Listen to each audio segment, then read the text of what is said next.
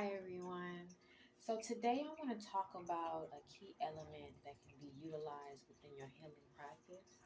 And this can be at home or if you are a healer yourself, that can be utilized. I've been utilizing water therapy, different forms of water therapy for many years now with my clients and for myself. We're going to talk about different forms of it. First and foremost, before we even get into the different forms, I want to make sure whoever's watching this knows that the human body itself is 70 to 85% water. So when you're connecting with water, it's almost like your cells being placed into its own homelands, Like the majority of your biological suit that your being inhabits is water along with the matter and the biomaterial that it's made out of, the living biological material. So let's talk about water. Now, when dealing with hydrotherapy, a form of water therapy that I've used for many years, that's dealing with hot and cold temperatures of water. When water is very cold, right? If you're doing ice, like I would do ice massage sometimes from my fibromyalgia clients. If you're unfamiliar with fibromyalgia, it's when your body feels like it's on fire. Your nervous system, the nerves in it's a neurological challenge. And it feels like your entire body is on fire and the slightest of touch. It feels excruciating pain.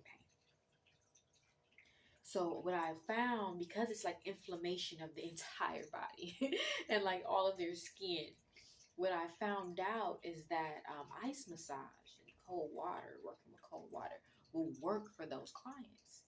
Because what the cold water would do is it retracts the blood vessels and therefore lower swelling and inflammation. Because inflammation is heat based. So the more heat when you're dealing with inflammation, it'll make it worse. And then the more cold makes it better. So I was able to get those clients to a maintenance state, and then with diet cured the fibromyalgia um, holistically as a whole in the body. When I'm dealing with heat, that contracts or expands the blood vessels, also expanding the lymph nodes and moving the more extensively moving the lymphatic system, which helps your body flush out waste. So when we're utilizing the heat, we're detoxing, flushing out waste, relaxing the muscles, and pumping blood throughout the body so the organs are getting more oxygenated blood. And if you have injury, then after we utilize the cold, which will lower the swelling and the inflammation, then you utilize the heat to calm the muscles, to pump blood so that it can heal itself, to assist the body and heal itself.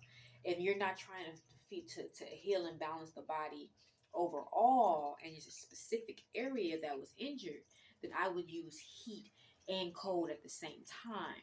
Rather, if it was with hot stones and then like frozen jade stones, which holds the cold very well, or using ice, and then like heat. I can either use like a hot wet towel or the hot stone and then kind of let them melt into the body together in a small space, and then it'll work like a pump because you're contracting and retracting. So it's working like a blood pump to the injured area and forcing it to heal faster, to get the blood and everything that it needs, the fluids that it needs to assist in the healing process and the regeneration process. So that's why I love working with hydrotherapy. I was able to see people just alleviate pain, alleviate swelling, alleviate certain things in the body that needed to be released, that needed to be calmed and balanced. When you're submerging in water, especially if you're doing high vibration water in the rivers, in the mountains, in the forests, you know, Um, you're balancing the body in a way that it needs to be balanced. You're giving it nourishment in a way it needs that nourishment. Even when you're consuming water, high vibration, living, live water, not dead water. It's been sitting in a water bottle in the back of your car on the floor in the case forever. But I like to use cake and water. But there's other forms of water that you can process that'll keep the electrolytes and stay alive. If you cannot get fresh spring water, in our retreat, we will be going from the river water to the hot springs in a sequence of hydrotherapy along with some water rituals to utilize to help you reconstruct your molecules, feeding them and feeding your alchemy ability to reconstruct your life. So we're going to do a ritual to enhance your ability to reconstruct your life, utilizing hydrotherapy in part of the sequence of the ritual. So I look forward to anyone who comes and wants that healing, wants that balance, wants that experience in our retreat or any of our wellness services or experiences we'll be having throughout the next years. But link in bio if you would like more information on our next retreat. But until then, just connecting in water, submerging yourself in it will bring a peace and a calm to your molecular structure and to your being and your spirit. Water is utilized in our altar work. It's utilized in spiritual practices in general to help cleanse the psyche, to help with any psychic static, to assist you in creating barriers of flow and static from receiving psychic attacks. My mental clarity, the frequency that the water moves on. I know you can hear the water right now. It's one of my waterfalls in my altar space because that keeps me calm and clear and an even flow, and it helps you to connect with the spiritual realm. Water, even when you're doing dream work, represents high levels of emotion and spirituality, spiritual connection and energy. It is a divine asset that we work with because it is pure, it is purifying, and it's godly in the sense that it cannot be mimicked. It cannot be mimicked in a way of, the chemical compounds of it, but you can't just make water.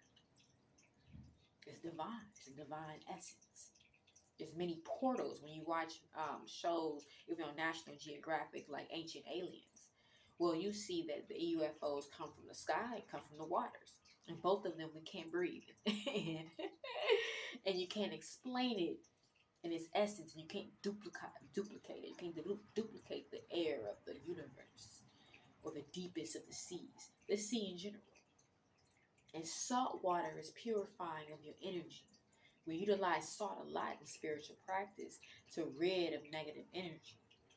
So when you're utilizing the salt water or submerging in the salt water, you are going through a cleansing process of your energy. So that's just a few ways that you can utilize water for therapy. So peace and love to you all.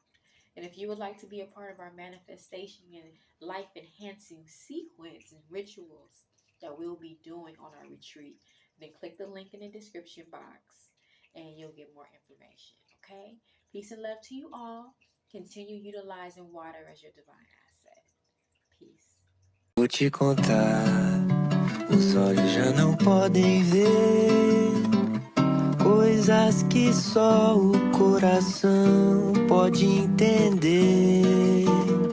Fundamental é mesmo o amor, é impossível ser feliz sozinho. O resto é mais.